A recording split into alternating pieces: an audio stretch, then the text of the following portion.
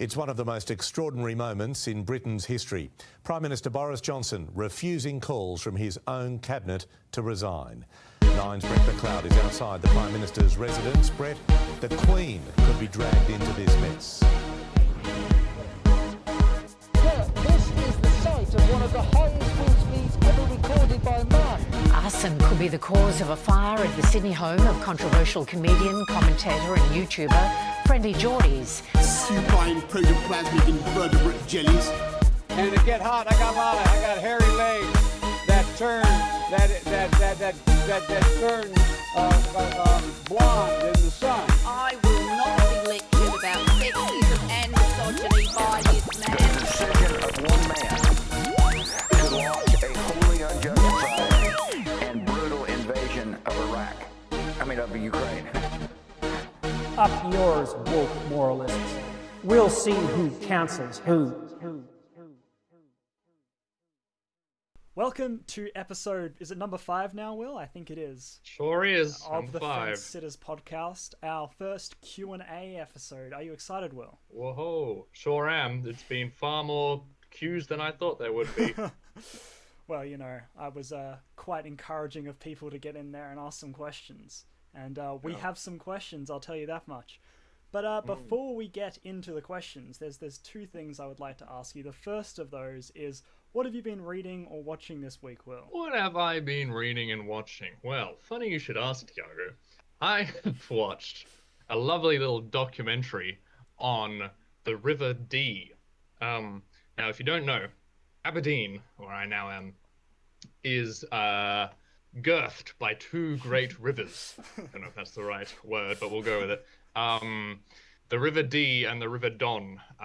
So the River Dee actually goes straight into the main Aberdeen harbour, and that's more to the south of Aberdeen. Mm-hmm. And the River Don, which where I'm living, I'm actually quite close to, is in the north. And they both trail off through Aberdeenshire up to the Cairngorms, which is the central Aberdeenshire mountain range. Where they come from. Anyway, little documentary about the River Dee, and just kind of tracing its history and who's lived there and its past. And it's a very interesting river because it's actually where Queen Victoria came and popularized the location. So she came up, I think it was actually after the death of Albert, her husband, Prince Albert, and she was kind of mourning and depressed, and my husband's died and I'm going to retreat from all public duty forever. So she came up to Deeside, which is what it's called, to her castle at Balmoral, and she kind of popularized the area, really. And so the River Dee is now known as almost Royal Deeside, and there's a whole little kind of stretch of towns. There's Braemar, there's Ballater, there's Banchory. They all seem to start with B. And of course there's Balmoral. Yeah, so it's a very, very interesting little documentary. Balmoral is, of course, the kind of Scottish retreat for the royals. So her late Majesty Queen Elizabeth II was always quite often in the area. And it's very odd. The royals have like lots of little country houses kind of dotted around the countryside. So there's this loch quite close to the Dee called Loch Mick, and there's this lodge on it, and it is again a royal lodge, and you walk around the loch and you kind of run into this lodge, and if the royals aren't in, it's fine. You can walk through the grounds and you could walk up to the door and you just walk past it. You're not allowed in, obviously. Mm-hmm. But then if the royals are in, you have to there's security personnel and you have to go around the lodge on the walk. And there's this funny story of my mum ages and ages and ages ago walking around Loch Mick in the 80s or something.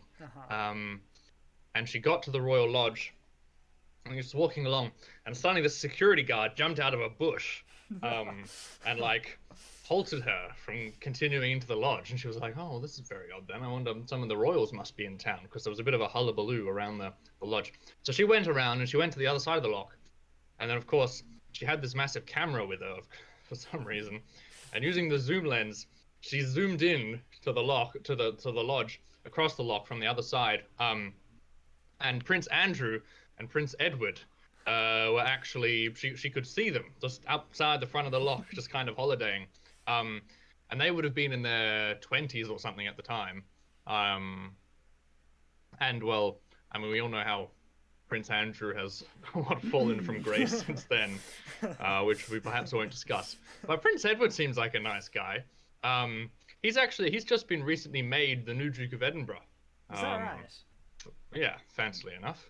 So wait, but did your anyway, mum get footage of them on her big old camera? well, actually, that's a good point. Did she take a photo? Surely she should have taken. Oh, I didn't think about that. I don't think she did. I think she just zoomed. Maybe she didn't have any film left. She just zoomed in. But yeah, it is honestly, it's a beautiful spot within Scotland and within Britain. The river's quite shallow. Quite shallow in winter. But it is. I mean, it's bubbly and it's. It's nice and it's got quite a strong current, and it just kind of winds through Aberdeenshire. Very, very used a lot for fishing. Lots of little fishing huts along it. But anyway, so yeah, if you're ever in Aberdeenshire, definitely kind of trundle along the Deeside Way and have a look around. I'd highly recommend it. Oh, that's nice. But there you go. Documentary and a sightseeing destination for you from Will this week. Exactly. Yeah. And yourself, Tiago, what have you been watching and reading? I've been playing this week because, Whoa. the old... well, I haven't really been playing all too much. I'm about 5 hours in. Into Hogwarts? No, not into Hogwarts. Into Death Stranding, the director's cut. This game is so strange. It's from Hideo Kojima, who was... I don't know if you've ever heard of the Metal Gear Solid franchise, Will, but they're these, like, very revered games from... they started on, like, the Nintendo Entertainment System and went through to the PS4. And then he was trying to finish his sort of story Magnum of those opus. games. And he... if I'm not mistaken, the company that owns the games, Konami, were just trying to, like, profit and make the most out of it, and he was not happy with that, so he left. And he was just put all his, like, pure creative will into this one game, which is Death Stranding. And let me tell you, I'm about 5 hours in. I have no clue what's happening. It's something... you're in this world where, like, dead people aren't really dead, and you're this thing called a Doom who, like, died but, like, has come back, and now you can sense these, like, ghost things. And then also you have a fetus from a mother who died during birth, which is like... It's like and then it's like a pathway between the dead and the living because it's from a dead mother. It came out. God. And you, like, attach it to yourself, and you can sense these ghosts. And the weirdest bit is the whole thing of the game is you're just a postman delivering like goods from place to place, and there's this apocalyptic America, and it's so strange. I have no idea. But you can communicate with the dead. They, like, attack you or something. But they're not necessarily evil. And the president is dead, but she's also, like, trying to put America back together. It's, as I said, I'm about 6 hours in, and I could not tell you what's happening. Is it, I mean, what is it like? What style of game is it? Is it like a Fallout kind of thing, or? I don't know. It's like a third-person game, and it's really, like, gorgeous. It's like this... You're, like, walking through... It's supposed to be America, but it reminds me of, like, the Scottish Highlands. And there's, like, mist and stuff everywhere. And, like... As you're walking, half the time, these, like, really beautiful, lyrically written songs will start playing. And... Oh, lovely. And you're just, like, going from place to place, delivering parcels and trying not to die. And... Right. And the combat's, like, very limited. Because I don't think that's really the point. The point is just to absorb the environments and this, like, grand story that I'm sure as I start to understand more, I'll appreciate more. But I think it's just an example of someone, like, seeing their vision through with as much their creative vision through with as much money Great. at their disposal as they need, Yeah. which is cool. Yeah. Is he Japanese? Yes, he is. Yeah. No, what was his name again? Hideo Kojima. I think I'm saying that right. Hideo Kojima. And when was this game released? Well, the original one I think was released in I could not sure, but I guessed 2019, and this is the re-release with some extra stuff for PlayStation 5, which I picked up. So yeah, I will let you know once I've finished if I work out what the message I was trying to say was. But why have odd hyper creative video games become such a theme in this podcast? It's true. Yeah. Oh dear. I did not expect that, but there you go. No, that sounds wonderful. Yeah. Honestly, that sounds pretty cool. But there you go. It's gotten criticism for just being just insane without any reason to be. But I as I talked about with you like that 65 last week, I like just throwing things at a wall and seeing what sticks. Yeah. Sometimes it's the best creative formula. There you go. Yeah, the Japanese are they're fascinating when it comes to creative pursuits.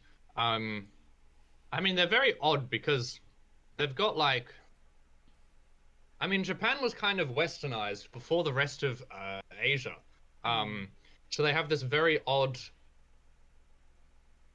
kind of earlier, they were westernized before the rest of Asia, so they kind of have this odd consumerist capitalist kind of mix with honor and tradition and the emperor and hierarchy, and then of course they're the only country to have ever been nuked in war ever, which is catastrophic. And so coming out of that as well, they were then occupied by Western powers again, and it's just, I think it creates this fascinating cultural climate. I suppose you could link that kind of the rise of anime and everything and manga. You could do quite. I'm sure there are plenty of university essays kind of seeing how the historical context of their westernization kind of led to the creation of manga and anime and everything, and then with those video game styles and Nintendo, it's all fascinating. Some of the most creative it's a very interesting country you'll ever see will come out of Japan, I think, and obviously don't love it all, but you can't deny that it's creative at the very least. And and it's unique. Yeah, absolutely. Yeah, there's really nothing else like it. Baseball. Baseball's massive in Japan. Is it? I always find that. Yeah. It's been massive in Japan since the early 1900s. Wow. Yeah, when they got that Western influence. And they still have an emperor. They still Japan still has an emperor to this day, which I find quite legendary, to be honest. And they have a prime minister and everything. You know what's crazy? I've just gone on a whole Japan rant now. In the Second World War, Hirohito was the emperor of Japan, right? And it was, it's quite controversial because of the blatant war crimes committed by the Japanese regime in the Second World War, which he was ahead of as the emperor. But they actually allowed him to stay as the emperor into post-war Japan. And then he just kept living, and he kept living and kept living. And then he actually visited America in the 80s, really? when he was still the Japanese emperor. So it was really bizarre. It was this Second World War Japanese emperor visiting 1980s America. I think he met Reagan and stuff. There you go. It was it was ridiculous, and just that kind of absolute crossover of stuff. I don't know, fascinating country. But anyway, there you go. There's Japan. Now there's one thing I want to ask you about before we dive in. Yeah, yeah. Saturday, there was a state election in New South Wales, Mm. and Labor has taken majority government. They Will, sure what do you have. think about so many of our states now being Labor and our federal government being Labor? Do you think Being it's Labour. do you see this as an issue? Maybe we should be having more diversity within our state politics, or do you just see this as a sign of the times? Because historically, Labor has always sort of come to government and popularity in after times that were like rough times. So you see it like after the financial crisis, after wars, and now after COVID, I suppose. Yeah. Well, I have a few questions myself. Do you know how large the New South Wales majority is?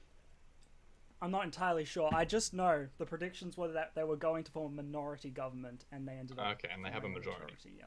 So they won by a decent amount more than was expected. Yeah, yeah. So now, what? WA, Victoria, New South Wales, Queensland's still Liberal, isn't it? No, Queensland's been Labor for ages now. Oh, is it? Oh, okay, there you go. Queensland's Labor. And then South Australia? What's happening there? I think they're still Liberal. I believe. I could be wrong. Okay. And then Northern Territory is just a wasteland. And ACT is Labor as well, I'm pretty sure. That's Labor. Yeah, well, that's always Labor because it's filled with the left-wing students. But anyway, they vote Greens though, don't they? yeah, okay, fair enough. So yeah, I don't know. I did see this. I think. Keeping in mind, before this election, there was like 3 corruption scandals to come out of the Liberal government, all sort of in a row. So that it was. I don't know if this is necessarily because Labor is doing. People are particularly happy with Labor, but people are definitely not happy with the LNP over there. Yeah. No, I think the age of Liberal dominance within Australia is just frankly coming to an end. And as the kind of traditional two-party system advocate that I am, I think the pendulum is simply swinging back into the favour of the centre-left, as a natural progression from being in the centre-right for so long. It is also... I think if you look across the world, there's a general death of the centre-right, and there's a general death of the centre-right, and there's a general move in Western liberal democracies to the centre-left. So you look, because currently, right, New Zealand has a centre-left prime minister. Canada has a centre-left prime minister. Australia now has a centre-left prime minister. Biden in America. Germany, they just kicked out in their last election Merkel, who was centre-right, and now they've gone centre-left.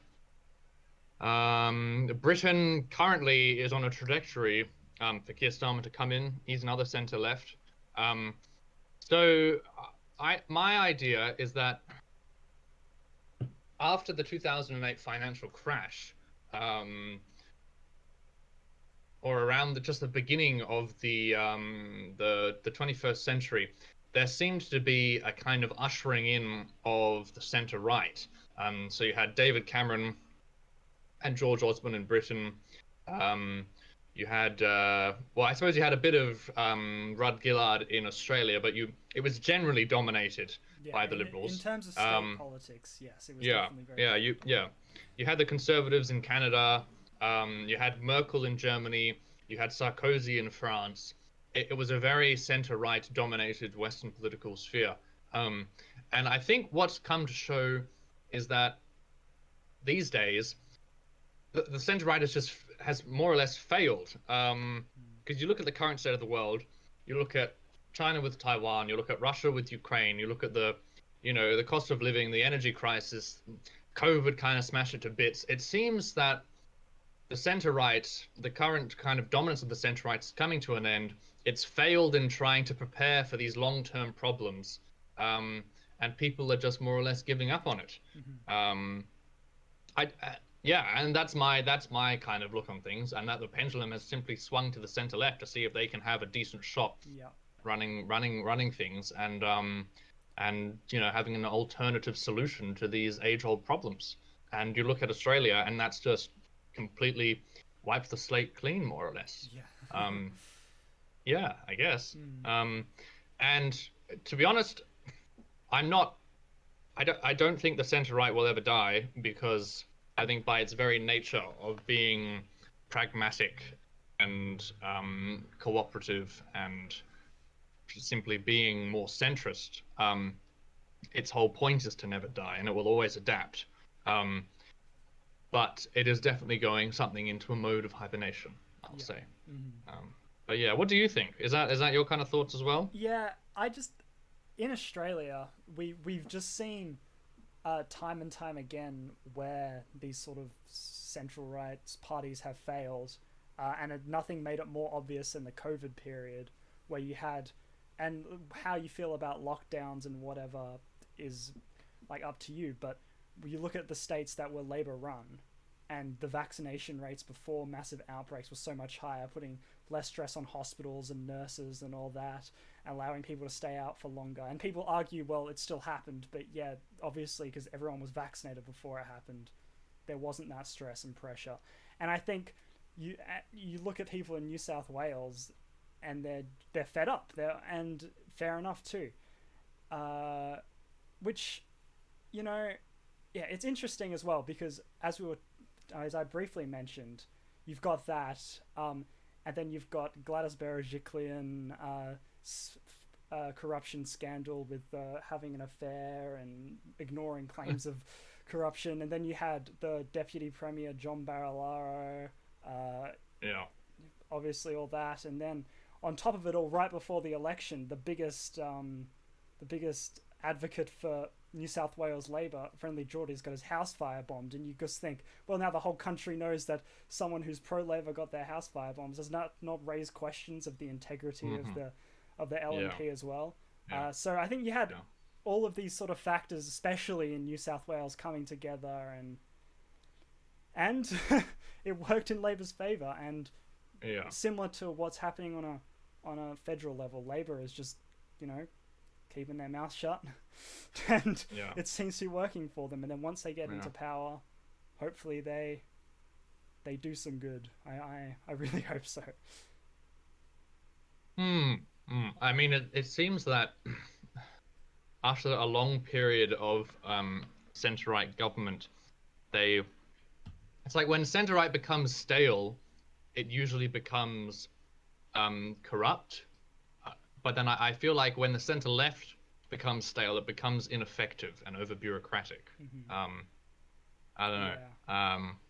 And because you look throughout history, and I mean, sleaze scandals have been the final kind of nail in the coffin for lots of center-right kind of governments. But anyway, that's enough of... We should probably move on to questions. Yes, questions. Obscure Australian politics from states that we're not even in.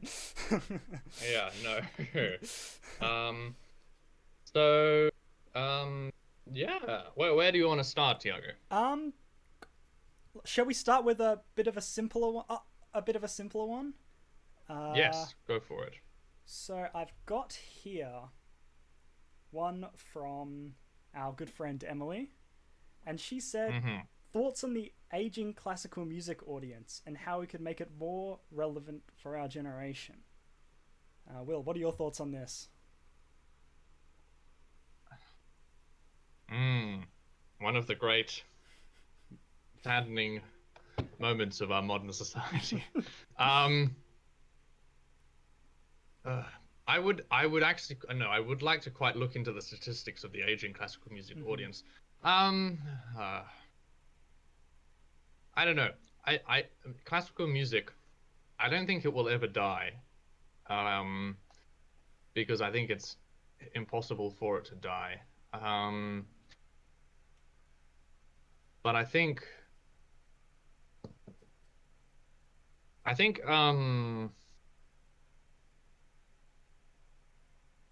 well, maybe it'll be interesting to see in like 30 or 40 years time how much of our generation is actually enjoying going to or listening to classical music. Because I think what's happened is that when our parents were kids, the music that their parents were listening to was usually classical music. Yeah. And they have it on the record player or whatnot. And so they kind of, I think what's happened is they grew up in a world where their parents would be listening to classical music, and then they would kind of be rebelling against that. So they'd be listening to Bowie or whatnot. But then once they became the age of their parents, they kind of fell into the old thing of, oh well, my parents listened to that. Maybe I should probably listen to some classical music. But I think that's where that audience has come from.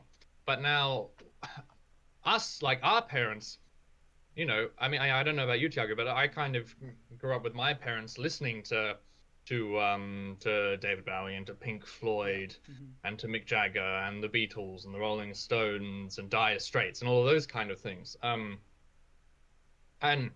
so I'm wondering, well, maybe now when I'm the age of my parents, I will begin to listen more and more to those kind of old, 70s, 80s rock kind of stuff. But then the other side of me is that classical music just generally works with older people. And I think there will always be like once people reach a certain age, there will always be a significant and fundamental number of people who will go out of their way to watch and enjoy live classical music, no matter what. So I haven't looked at the numbers, Emily, but I'm sure as the numbers, if they are coming down, I would pray and really hope that eventually they reach, they reach a level which is sustainable and hopefully which won't go any further. Because there will still be that fundamental basis of people growing older and growing more accustomed to classical music. Because I remember my father, he's quite into classical music now. And he was telling me quite recently that, back in the day, he would have hated to listen to Bach, or he would have hated to listen to Rachmaninoff. And now he practically drools over the stuff. So it's an interesting thing. But I think there will always be that appetite. And we also have to realize that, culturally these things go in swings and roundabouts. And that sometimes things are popular, sometimes things aren't popular. I don't know. I mean, what would you say, Tiago? Yeah, no, I agree somewhat. I think that lots of different types of music have sort of come and gone. Yeah. And for like hundreds of years now, it's been a constant that classical music has been very popular. And I think that's always sort of been with our older generation. And not to sound douchey or anything, but I think there's like a certain level of maturity that you need to have to like fully appreciate classical music. And in terms of, and I think that's really like, obviously you get older, you get more mature. That's probably why it's more popular with older generations. In terms of making it more accessible or popular for people of our age, I go back to the same thing as we were talking about a few episodes ago. If you're depending what you're teaching in your children or in primary school or whatever is going to lead to what they're interested in. So if we weren't like in our primary music class, instead of playing recorder and looking through some books about and singing some songs, if you were to like put some like inspiration into these kids of like, listen to this and this is why it's cool, and listen to this part of the song, and like really get them excited about it, I think that are you advocating the teaching of like classical music to primary school children, Tiago? Not like the technical stuff of it, right?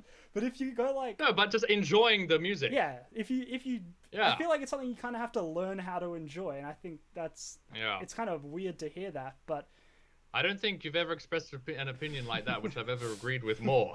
And that's not even just in school, like as a parent, I think if you're passionate about music, you should be explaining to your kids, hey, listen to this, whether it be Bowie or it be Eminem or if it'd be Bach. Yeah. You Yeah, talk to yeah, them yeah. and you go, listen to this bit. This is why it works Yeah, with this bit. yeah. Isn't that cool? And get them Yeah. excited about Yeah. it.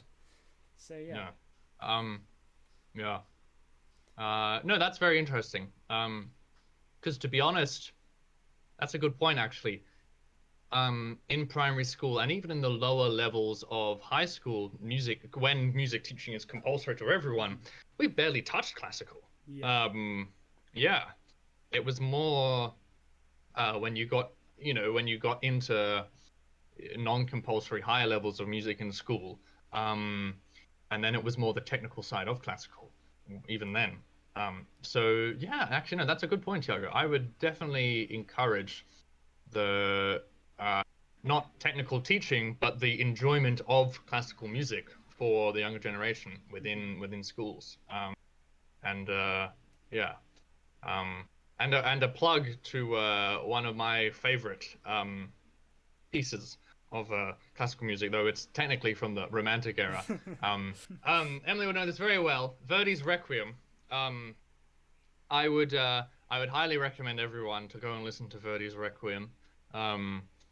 We were very lucky to sit in on a rehearsal from the West Australian Symphony Orchestra, practicing this piece, and it is honestly the most terrified I have ever been in relation to music. I had hairs coming up all over my body. It was incredible, because everyone thinks of classical as being quite boring and stingy, and you have to sit there and yada yada yada. But there is some classical out there, again with Rachmaninoff and whatnot, which is just absolutely incredible and emotional, and the ups and downs, and it's So, like, if you think you don't like classical, just look hard enough, and you will find stuff.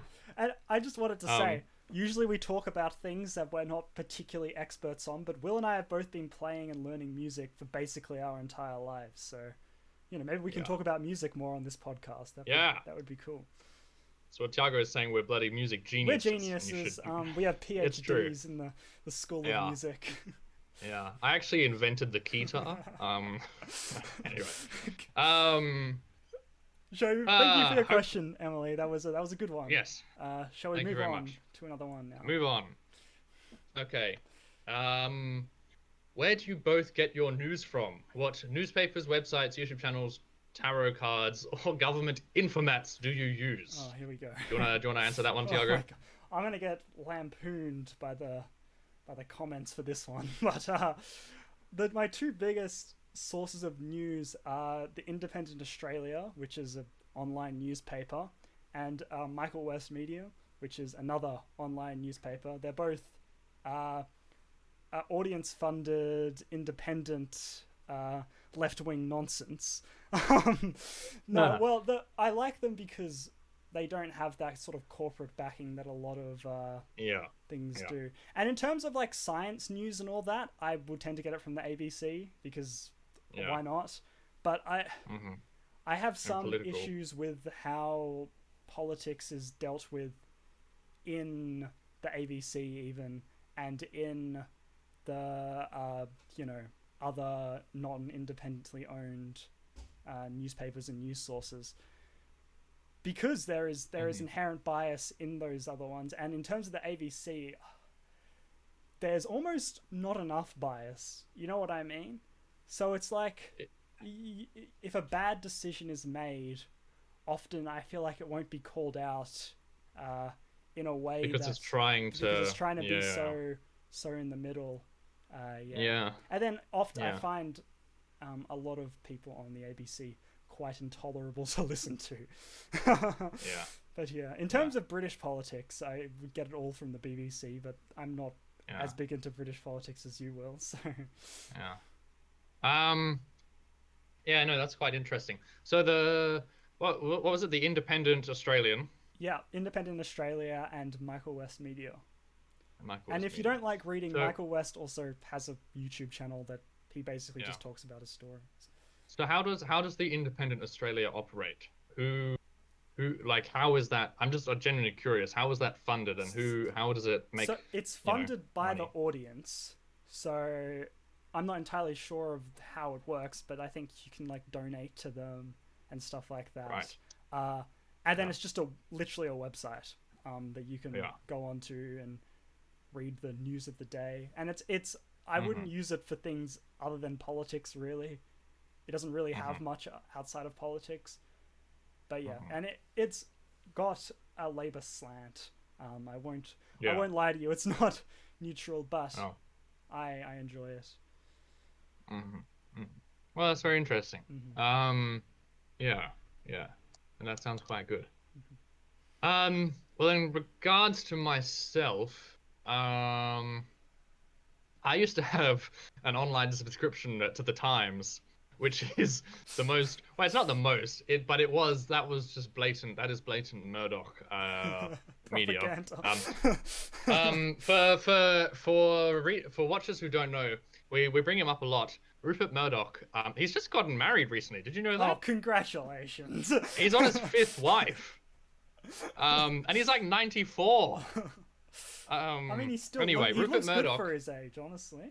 I'll give him that. No wonder he's getting the ladies. No, Rupert. It's nothing to do with his wealth at all. Rupert Murdoch is this newspaper conglomerate kind of mega boss. And he is Australia's best export to the world. Better than Vegemite, no. So Rupert Murdoch is this pretty much. He's just an Australian businessman, and he's built up a media empire. And he has a I'm not going to say center right. It is more just blatantly right media slant on things. It's I right think he in controls disguise as center right, I'd say. Yeah. He controls, I think it's 80% of all print media in Australia. And 100% of print media in Queensland. Queensland, 100% print media in Queensland. He owns several newspapers within Britain, so he does own the Times. He owns The Sun, and The Sun is a notorious tabloid which has printed some pretty horrible things over the years. Back in the Falklands War, Margaret Thatcher had just sunk the SS Belgrano, which was an Argentine ship, and like hundreds of sailors had died. And the next day, the Sun printed a page, and on the front was the sinking Belgrano, and it said "Gotcha." I mean, you know, we got the Belgrano, which is, and then a few days later, they printed a page saying "Stick that up your junta," which a junta is an Argentine. Well, a junta is a kind of military dictatorship of a nation. Again, referring to Argentina. So that was quite crass there. And they've been pretty nasty. And like it looks a little bit dodgy. I mean, you know, you could make the arguments have been made that the only reason Margaret Thatcher kept getting re-elected was because of the Murdoch media backing. Tony Blair, when he came into power, he actually had meetings with Rupert Murdoch to get Rupert Murdoch on his side to back the Labour government. That's one of the ways that Tony Blair got into power. David Cameron was having dinners with him. I think even Theresa May was meeting him. Boris Johnson was, of course, probably sleeping with him. I think Keir Starmer, the current leader of the Labour Party in Britain and leader of the opposition, he's being very hesitant and avoiding Murdoch as best as he can. And if he can get elected properly without any of the Murdoch media's backing, I think that would be quite good. Old Albo, Anthony Albanese, he was elected without any. I mean, the Murdoch media was going after him, wasn't it? But this is a whole other conversation we can have about what the rise of like independent news and people not so much using print media. So yeah, in Australia, it's Murdoch is the big one, and the other big one is 9 Fairfax, which was a merger of Channel 9 and Fairfax Media, which pretty much makes up the other 20%. Not owned by, and then there's like some little independent stuff as well, obviously. Yeah. So and they both are this sort of, well, I'd say Fairfax is a lot more center right, socially left, and then Murdoch is just like right, you know. But yeah. I did. So I read. I've gotten a subscription to. It's probably going to be backwards, but the New Statesman. So that's a weekly magazine, and it's actually meant to be progressive and left-wing. And it's very interesting because I genuinely think it has quite a good mix of views. So it's very odd. Like the other day, we've just had a leadership election here in Scotland, and one of the leaders, Kate Forbes, she had some quite socially conservative views on gay marriage and things like that.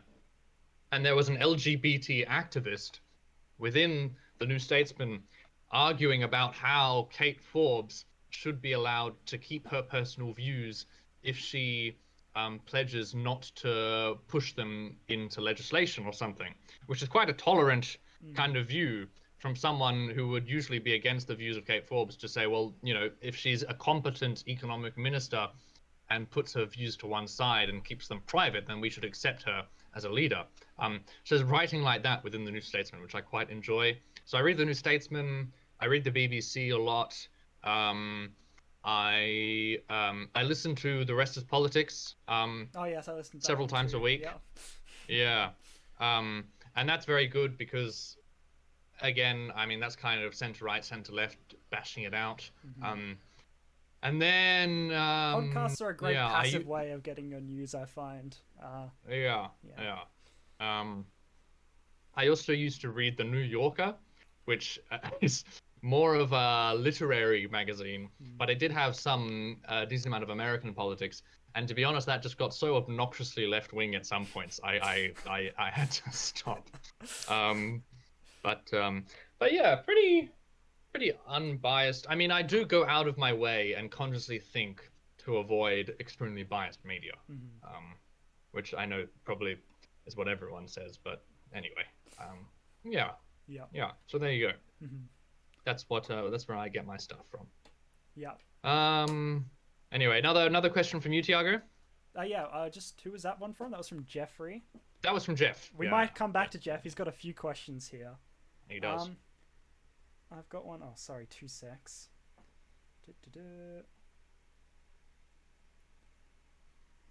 I've got one here from Jack, and he says, is TikTok actually a security risk for the USA?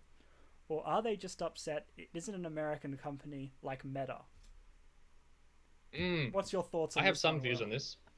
Yeah, right. So, I'm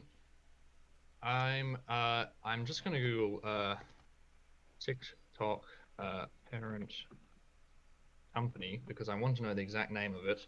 So TikTok is owned by ByteDance, and ByteDance is a Chinese company, and by law within China, the Chinese government can by request have access to more or less all of ByteDance's data.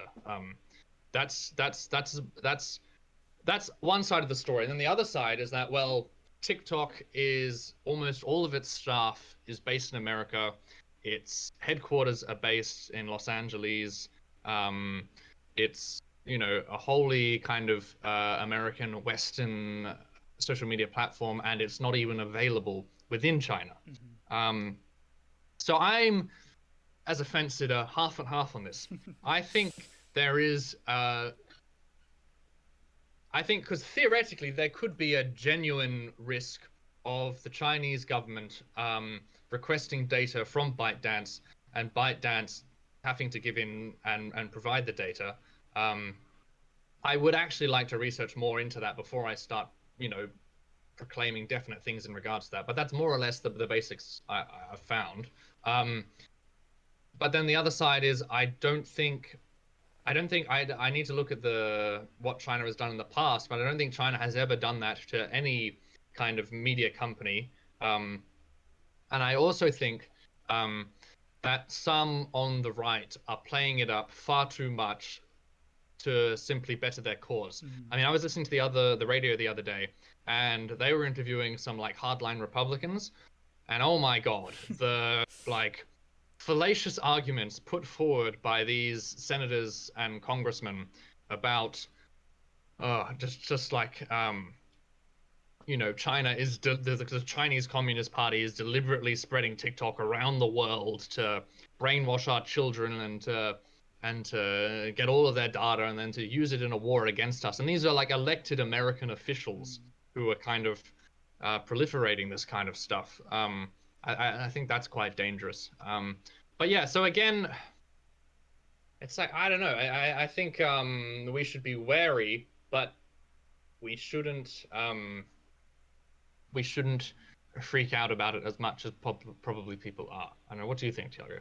Yeah, I would 100% agree. And if you're worried about your information being taken by a government, do you really think that if the United States government wanted your information from Meta, they wouldn't be able to get it? Like, honestly, if you're completely honest with yourself, if they went to Mark Zuckerberg and said, could I have everyone's emails and passwords? Not specifically that. I don't know what information they would get.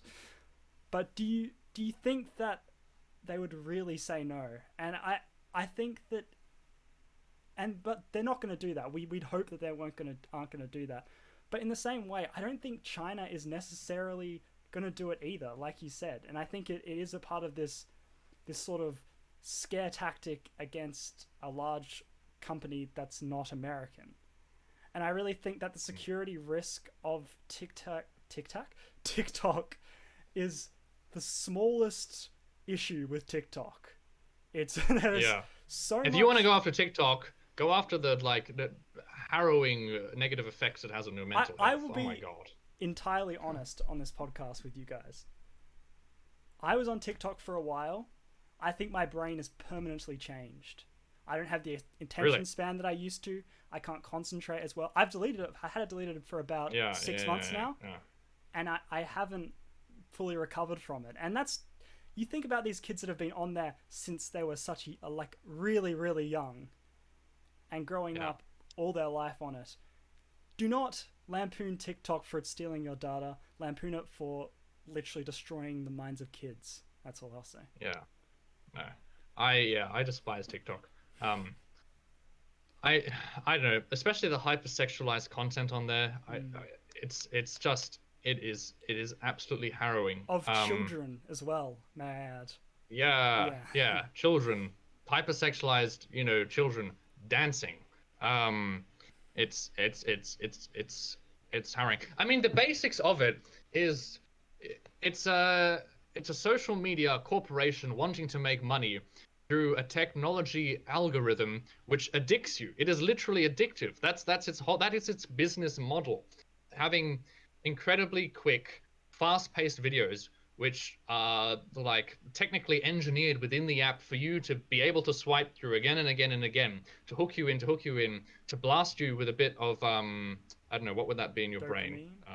Or serotonin. Dopamine, yeah. Just serotonin and dopamine. Just keep blasting you. And to decrease your attention span using, clickbaity, hypersexualized children dancing. I mean, literally every angle of it is bad.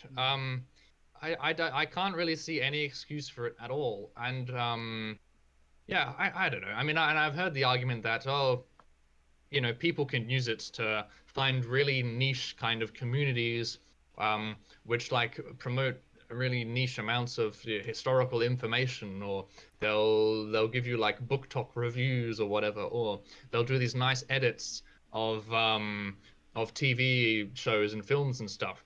And I really don't think those excuses fly. You could get that anywhere. To start with, Book Talk is a sham, for God's sake. I despise Book Talk. What's Book Talk? Book Talk is Book Talk is, I don't really know enough about it to talk, but from my understanding, Book Talk is the realm of TikTok where people popularize, read, and promote different books. Mm-hmm.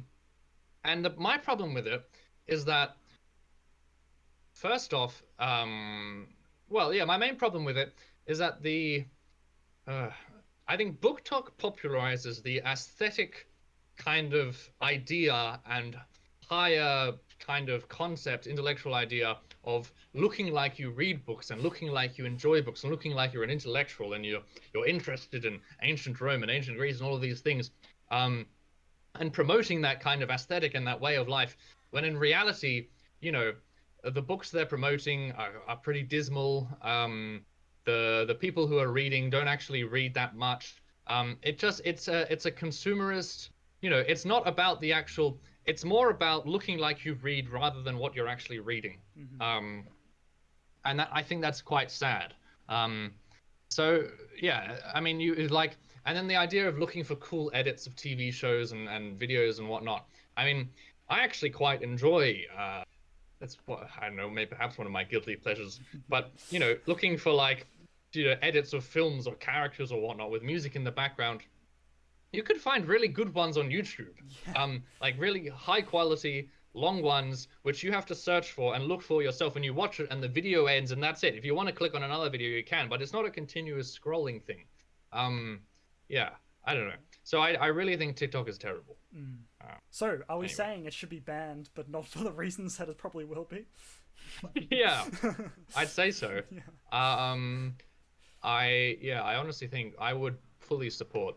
Well, would I fully support the banning of TikTok? I don't know. I mean, then it's like, well, at least for people under the age of 18, I'd say. Yeah, I don't know. I'd need to think more about that. No, yeah. I'd 100% no, everyone. I think it should be banned. And I know people are going to say, oh, free speech and whatnot. No, just ban it. It's literally an algorithm designed to get you addicted and sell things to you, and it's horrible and infecting our children. Yeah. Ban it. It doesn't matter. Yeah, no, probably. Yeah. Okay. Oh, we should move on from anyway. TikTok before things get too depressing. Yeah. We can probably do a couple more before we end things. Yeah.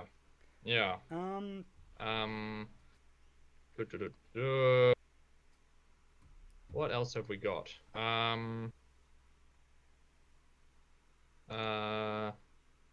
want me to ask you one, Tiago? Yeah, go on.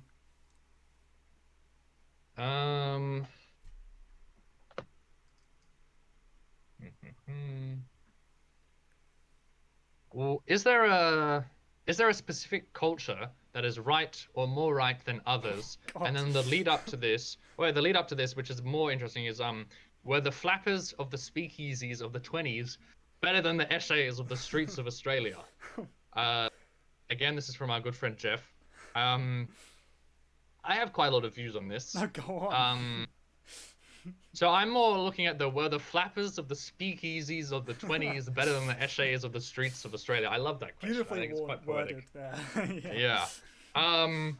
So if for context for the historically illiterate, the flappers of the speakeasies of the 20s were feminine social movement within the United States of America in the Roaring 20s, in which women who I think recently had just received the vote, 1923 or something, I think is when they received the vote in the US. So they just recently be franchised, and they were liberated, and they were, they'd cut their hair short, and they were wearing bright colors, and and they were wearing skirts, and they were out and about, and they were having fun, and they were dancing, and yada yada yada. And it was kind of the beginning of, I don't know, the modern liberal kind of progressive female movement in mainstream culture.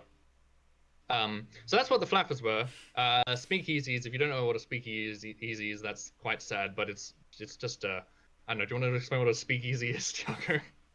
No. No, you don't? No, okay, well, it's an illegal, it's prohibition, alcohol was illegal in the US in the 20s, and so a speakeasy was a place which brewed alcohol, and sold it illegally. Like black and they were everywhere.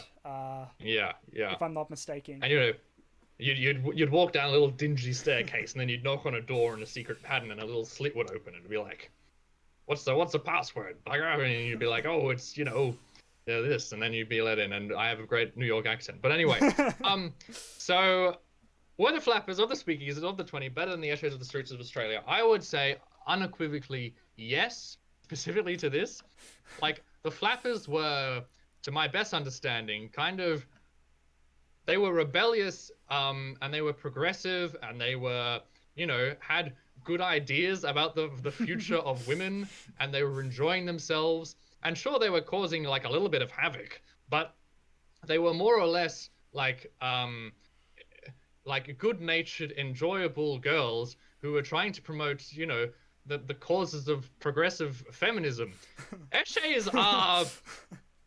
are mongrels who are antisocial teenagers who wear oversized clothes and hang out around train stations and bus stops and literally, form into gangs and fight each other and are just generally delinquent nuisances to civilization and should really just be sent off to camps. No, I won't go that far. But so specifically to flappers and eshays, that's what I would say there. But I think I know what Jeff is getting at, and I'd like to make a broader point that always within society, there's been a younger underclass who have been rebellious and trying to progress that society, right? But it seems that in the past, this rebellious underclass of youth always had kind of positive, youthful, progressive kind of suggestions and ideals.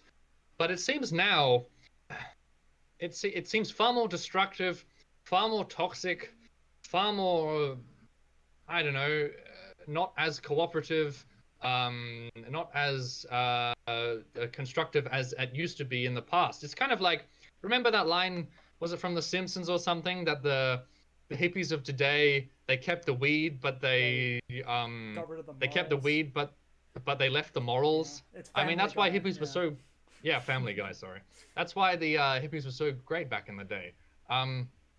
So, I mean, my short answer to that is, personally, I think there has been a decline in the level of genuinely good intentioned, youthful people. And I think the Eshays are a sad kind of symbol of this. I don't know. What do you think, Thiago? Yeah, definitely, I agree with you. There's not an underlying moral there, except you can't do. Well, we won't do what you tell us. Which doesn't get anyone anywhere. Which is like, that's like, if there's a real good reason, that's cool. But if it's because you don't want to go to school, that's a little bit different. And I think like the violence and the hostility and all that has been amplified. And I'm going to sound like such a grandpa on this episode. I just know it. But I really think it's like a lot to do with the internet. Like a lot of people get ideas of what's normal and all that and from it, and I know violence is technically down, but I think that violent people now are more violent and more I don't know if violence throw it, aggressive, I'd say. Yeah. More antisocial. Yeah. Like I remember I was on the good old classic 460 bus to Joondalup train station in Perth. And we were going along, and there was like, when I got on the bus, there was already a small kind of amount of delinquent eshays at the back. And at almost every stop we stopped at, more and more like eshays were getting on. And I was like, what is going on? And they all went to the back, and they're all kind of like, mucking around and yelling and screaming and vaping and whatever. And they were kind of tussling around and just being general nuisances and not really helping anyone. It didn't even look like they were really enjoying it themselves. And then eventually the bus got more and more packed, and we got to Joondalup station, and I left the bus, and there was like literally 50 or 60 of these eshays all around the top pit of Joondalup station, and then this busload came off and joined them, and it was like this pilgrimage of these people to just like, and like I went into the shops, and I came back maybe an hour later, and they were still there, and I was like, you're just loitering. Like, it's genuinely, this isn't progressing anything. You're not helping yourselves. You're just like standing around trying to look cool. I mean, get a life, honestly. It's ridiculous. And like people genuinely feel scared. And I think it's really quite, I mean, I feel sorry for, elderly people or, women with young children kind of walking around when they're about, because they're generally intimidating and they like to be intimidating. I think it's a horrible social happening. I think if you're just dressing like it and just going about your day and sort of speaking like it and not doing any harm, that's fine. Like, as long as you're not hurting anyone. But it's when you get in these like big groups and you're deliberately causing fear and causing it's like, what are you doing? And it's not like it's not, you're not trying to achieve anything. You're not protesting something. Even then, I'm like, there's other ways of doing this other than causing havoc. But you've not even got that. So what are you doing? No. What are you doing? But I doubt any Eshays will be listening. Clean your room. Yeah. Clean your room. Anyway. Well, should we probably call it there then? Yes. Can I finish with an email we got in from our good friend Matthew? Oh yes. We made a mistake in the last episode. Mistake. I was talking about the movie 65. And I mentioned, no, I can't even remember whether I said meteorite or asteroid, but I said one of those two things destroyed the dinosaurs, and Matthew responded saying it was actually the other one. So I asked him to send us an email explaining the difference. And here's the difference. The difference between asteroid and a meteorite is that the latter is only a maximum of a few meters wide, and as such expected not significantly massive, while the former is a much larger mass of rock comparable to the moon. Thank you for being so receptive to the constructive criticism and allowing your loyal fans to correct your errors and your mistakes. Kind regards, Matthew. Well, there we go. Thank you very much, Matt. All right. Thank you so much for listening to episode 5 of Fence Sitters Q&A. Yes. We've got more questions that we could get to in another episode. And Jeffrey, we have plenty of questions. You sent in quite a few questions, and I'd actually like to hear how you'd answer those questions. So perhaps this is an invitation for you to come on sometime in the near future, and we'll have a good discussion with you. Until then, I've been Tiago. I have been William. And we will see you. Minister's residence, Brett. The Queen could be dragged into this mess. Yeah, this is the site of one of the highest wind speeds ever recorded by man. Arson could be the cause of a fire at the Sydney home of controversial comedian, commentator and YouTuber Friendly Jordies. Supine protoplasmic invertebrate jellies. And to get hot, I got hairy legs that turn turn blonde in the sun. I will not be lectured about sexism and misogyny by this man. The decision of one man to launch a wholly unjustified and brutal invasion of Ukraine. Up yours, woke moralists. We'll see who cancels who.